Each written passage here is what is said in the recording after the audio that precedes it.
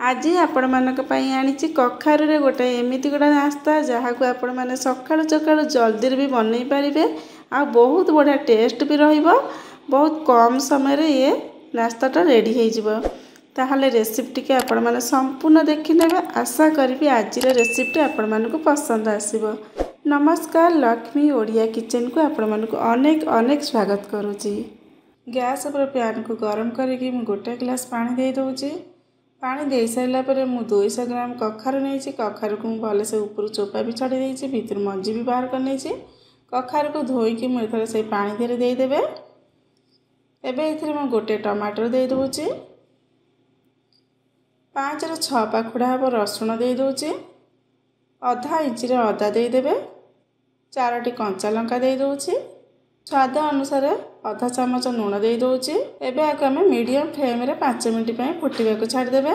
एबे देखंतु 5 मिनट हमर हे गलानी आ टमाटोटा देखंतु बढ़िया से भी चोपा भी छाड़ी आसलानी। टमाटो टिके सिझी गला पर कखारु भी टिके सिझी जाईची। कखारु आ टमाटर को पानी रो बाहर कर नेबे।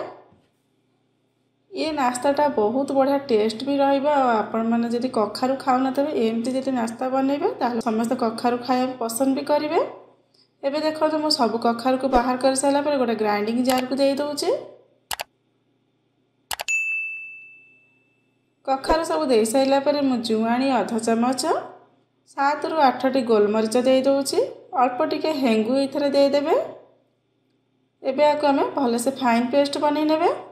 एबे देखो बहुत बढ़िया से पेस्ट हमर बनी जाईची। मैं एबे गोटे बाउल को बाहर कर नेउची। बाउल को बाहर करके एबे साइड करके रखी नेबे। एबे गोटे पैन को गरम कर नहीं। पैन गरम हो गला पर मु 3 चामच रिफाइन तेल दे दूची। तेल को आम हाई फ्लेम रे बढ़िया से गरम कर नेबे। गरम हो गला पर मु एबे इथरे 2 खंड दालचीनी, गोटे पियाज को मु पूरा छेचिकी दे दूची। मु केवल इथरे छेचा मसाला ही यूज करिवि। बहुत बढ़िया टेस्ट भी रहिबो। पियाज को आम मीडियम फ्लेम रे 2-3 मिनट पई भाजिबे जेमति पियाज र कलर टिके चेंज हे आसीबो। एबे देखंतु पियाज र भल से कलर भी चेंज हे गलानी। एबे इथिरे मु गोटे टमाटर दे दूची। टमाटर दे साइला पर आधा चामच लूण दे देबे। टमाटर आ पियाज को आम गोटे मिनट पई लो फ्लेम रे भाजिबे जेमति टमाटरटा हमर बढ़िया से सिझी जिवो। एबे देखंतु टमाटर बढ़िया से सिझी गलानी। टमाटर सिझी गला पर मु एबे इथिरे अदा रसुण छेचा इथिरे गोटे चामच दे दूची। मु इथिरे बटा दउनी, छेचा दउची। छेचा देले बहुत बढ़िया वासना भी रहिबा और टेस्ट बहुत बढ़िया लागिबो। कंचा लंका 2 ରୁ 3टी की मु छेचिकी दे दूची। हळदी गुंडा आधा चामच, लंका गुंडा आधा चामच दउची।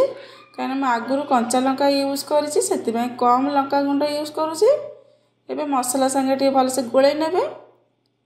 मसाला संगे भल से गोळै साइला पर एबे इथरे मु दही दे दूची। 2 ରୁ 3 चामच आप दही दे देबे। ए तरकारीटा बहुत जल्दी भी बनि जिवो आ समस्त को आराम से घर भी बनई परिबे। दही दे साइला पर गोटे मिनट पई मसाला संगे भल से टिके कसी नेबे। गोटे मिनट कसी साइला पर एबे इथरे अल्प टिके हेंगु दे दूची। गोटे चामच कस्तूरी मेथी। एबे मसाला संगे भल से टिके गोळै नेबे। कारण दही रे देखुनु टिके तेल भी टिके छाड़ी आसिलानी। धनिया पाउडर गोटे चामच दे देबे। करी पाउडर गोटे चामच दे देबे। मसाला संगे टिके भल से गोळै नेबे। आधा सेकेंड गोळै साइला पर एबे इथरे अल्प पानी देकी मसला को गोटे मिनट पई कसिबे जेमिति मसलाटा तळे भी पोड़ी जिवनी आ बहुत बढ़िया टेस्ट भी रहिबो। कारण गोटे मिनट कसिला पर तेल भी भल से टिके छाड़ी आसीबो।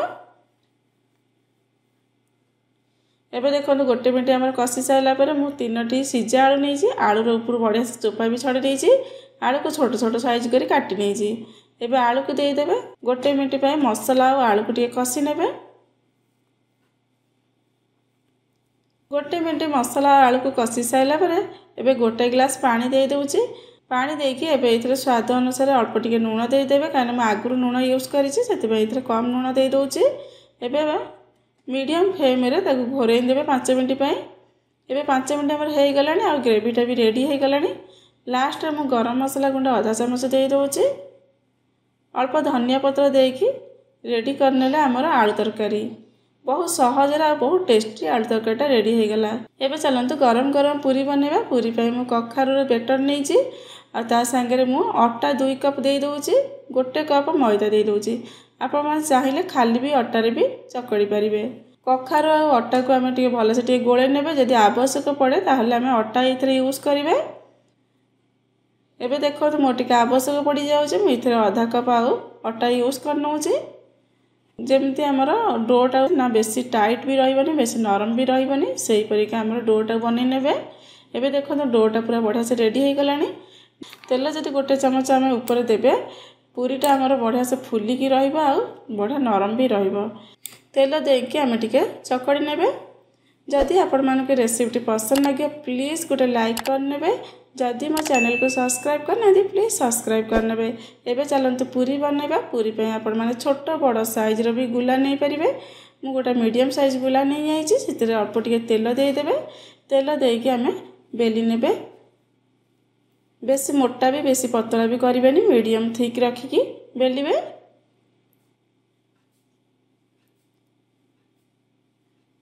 एबे देखो एमती आम सब पूरी की रेडी करेंगे।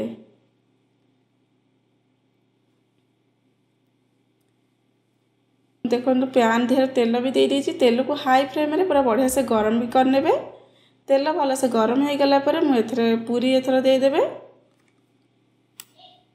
पूरी देला पर देखो पूरी जमी अल्प टे फुली आसो आपण ऊपर टे दाबी ने देखिए बढ़िया से पूरीटा आमर बढ़िया से फुलीज। पूरीटा एमती दुई पट साइड के बढ़िया से आम सेकी ने। एबे देखो पूरीटा केते बढ़िया से आमर रेडी हो गला। पूरीर कलरटा भी बहुत बढ़िया रही। यहीपरि आम सब पूरी की बनई ने। एमती पूरी बनीगले तार टेस्ट भी बहुत बढ़िया रही आ समस्त भी पसंद भी आसो। रेडी होगला आमर गरम गरम पूरी सांग को आलू तरकारी। जदि आपण मानक रेसिपी पसंद लगी तो प्लीज़ गोटे लाइक करने। कमेंट करके जानवे आपन के रेसिपी केमती लगिला। Thank you.